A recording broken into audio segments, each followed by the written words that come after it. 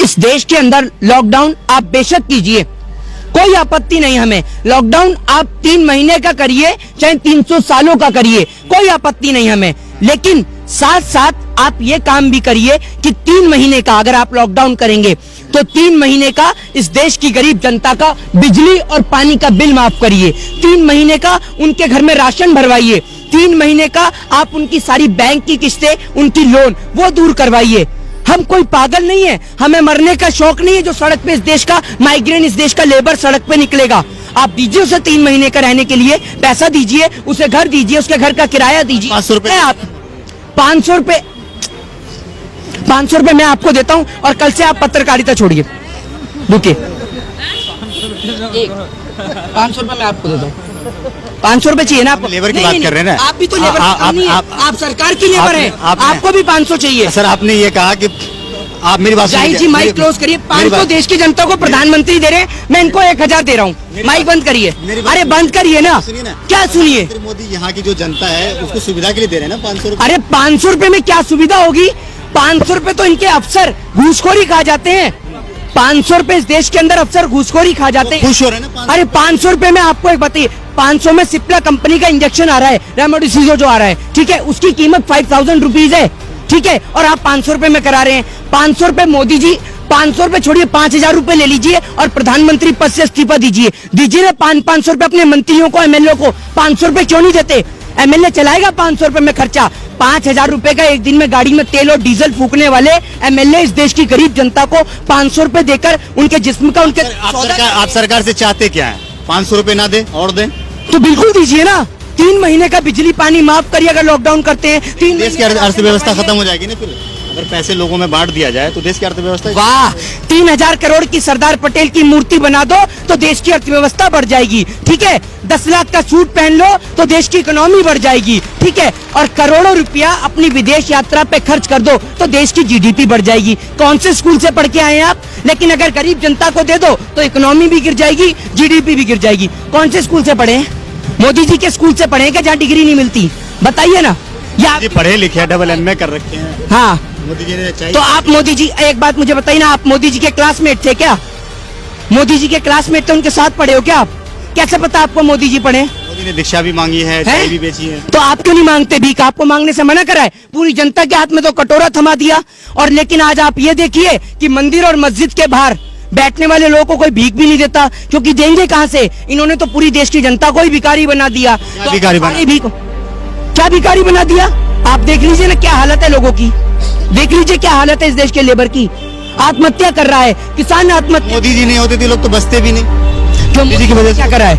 मोदी जी की वजह से कैसे बचे हुए हैं? मोदी जी सरहद पे स्टैंड गन लेके खड़े हुए हैं, ये AK-47 लेके खड़े हैं। कैसे खड़े हैं बताइए? कैसे बच रहे हैं? कहाँ से पढ़ रहे हैं आप? बताइए ना।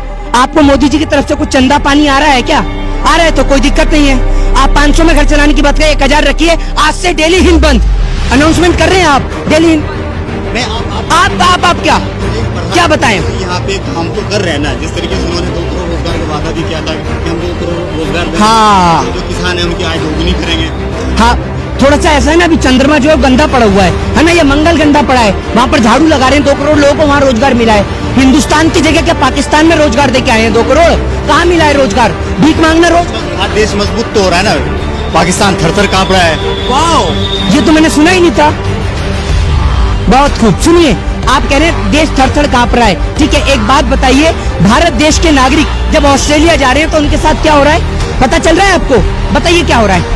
देखिए डेली कितना पढ़ा लिखा है, बताइए क्या हो रहा है? आपका मोदी नाम हो रहा है, क्या नाम हो रहा है? देश का नाम रोशन हो रहा है। लोग दूसरे देश में जा रहे हैं, आपको पता है? कारनामा करके दिखा रहे हैं। क्या कारनामा करके दिखा रहे हैं? कारनामा करने के लिए मोदी जी अकेले काफी हैं। देश के लोग जाते हैं तो देश के लोग, हमारे देश का अगर कोई नागरिक किसी अदर कंट्री में जाते हैं, अमेरिका जाता है तो वहाँ बाइडन वही फ्लाइट के बाहर खड़ा रहता है ना कि इंडिया से फूलमाला पहना के स्वागत। लोग फक्र के साथ कहते हैं कि हमारे देश के प्रधानमंत्री मोदी है। दलाली छोड़िए, थोड़ा सा देश की ओर ध्यान दीजिए। और भारत से ऑस्ट्रेलिया जाने वाले लोगों को वहाँ पकड़ा जा रहा है और बंद किया जा रहा है जेल में, और आप सत्ता जी की दलाली कर रहे हैं। कोविड की वजह से सबको क्वारंटाइन किया जा रहा है। क्वारंटाइन करके जेल में कौन डालता है? आपको देखा है कभी क्वारंटाइन करके जेल में डाला जा रहा है? बताइए ना, क्या हूँ, कहाँ डाला जा रहा है जेल में?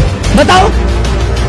अगर कोई क्राइम करता था क्या उसको डाले नहीं, जेल में नहीं डाले। मतलब भारत से ऑस्ट्रेलिया जाना क्राइम है? कौन सी IPC, कौन से आर्टिकल के तहत है? सबको तो नहीं कर रहे ना, कोई सभी को कोई कर रहा है। crime करते हैं उसी को क्या? ना भारत टाइम्स की आपको रिपोर्ट दे दूं और ये देखो डेली कितना पड़ता है, ये पूरे देश को दिखा दूं। आप मोदी जी की इतनी भी दलाली मत करिए जरा मेरे भाई। ये देखिए ना भारत टाइम्स की रिपोर्ट है, ना भारत टाइम्स की, पढ़ लीजिए आप। कैमरा में नहीं, पहले आप पढ़ लेंगे तो पूरा देश भी पढ़ लेगा। ये देख लीजिए आप ना, आप ये नौबत आई कहाँ से? आज किसी अदर कंट्री में हमारे देश के नागरिक जाते हैं, ये नौबत आई ये नौबत इसलिए आई है क्योंकि देश के जो प्रधानमंत्री है वो एक शक्तिशील प्रधानमंत्री हैं, ठीक है। वो उन्हें बिरयानी पसंद है तो पाकिस्तान पहुंचते हैं, और अमेरिका में डोनाल्ड ट्रंप थे तो पहले अमेरिका पहुंच जाते हैं। तो आप ही देखिए, आप ही कह रहे हैं कि देश में विदेश में डंका बज रहा है, पापा का डंका बज रहा है, कितना तगड़ा डंका बज रहा है, आप देख ही रहे हैं डंका कितना तगड़ा बज रहा है। तो दलाली छोड़िए, देश के लोगों के लिए बात करिए। आखिरी सवाल आपका खत्म ही आप नहीं होती। आखिरी सवाल नंदीग्राम से जो है ममता बनर्जी जीत जाती है, बाद में पता चलता है कि ममता बनर्जी हार गई है, तो क्या एक नंदीग्राम सीट हारने से ममता बनर्जी की हार हो गई है?